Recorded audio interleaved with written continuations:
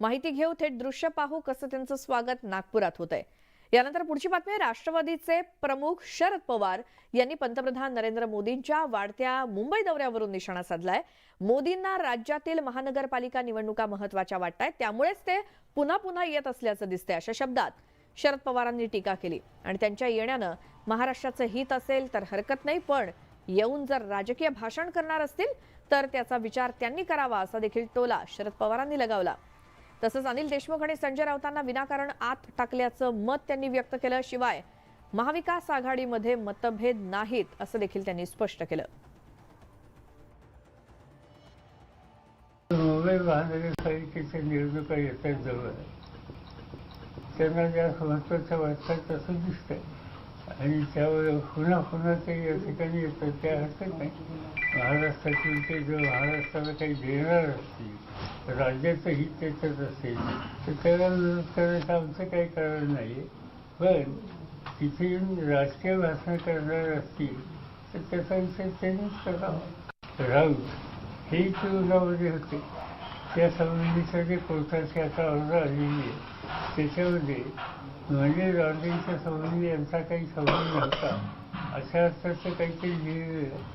या एक एक गोष्टी काय सांगतात, नावावरील आधी जेलमध्ये, त्यामुळं या राज्य पातळीवर काम करणाऱ्या नेत्यांच्या संबंधी एकंदर भूमिका काय घेतली सत्ताधारी हे पाहिल्याच्या नंतर इतरांच्या संबंधी त्यांनी बोलणे कितपत योग्य आहे याचा फेरविचार त्यांनीच करावा।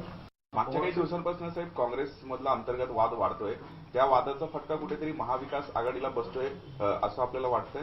नाही, आमचा असा काही कुठं वाद नाही, चर्चा होत असते पण वाद नाही।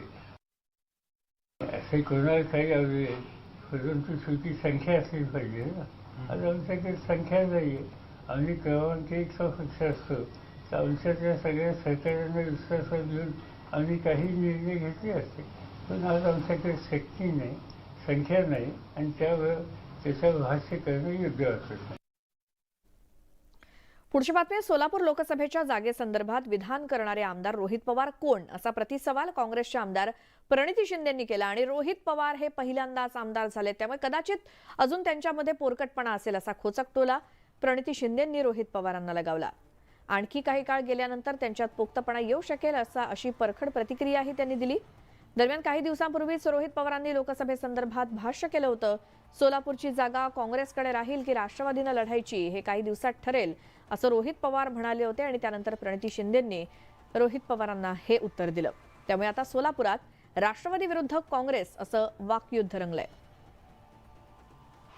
माझा अंदाज आहे की खासदारकी आणि तिथं असणारं सीट कुठल्या पार्टीला कधी द्यावं, कसं द्यावं या बाबतीतली बैठक ही कदाचित महिना 2 महिन्यामध्ये त्या ठिकाणी महाविकास आघाडीची त्या ठिकाणी होईल।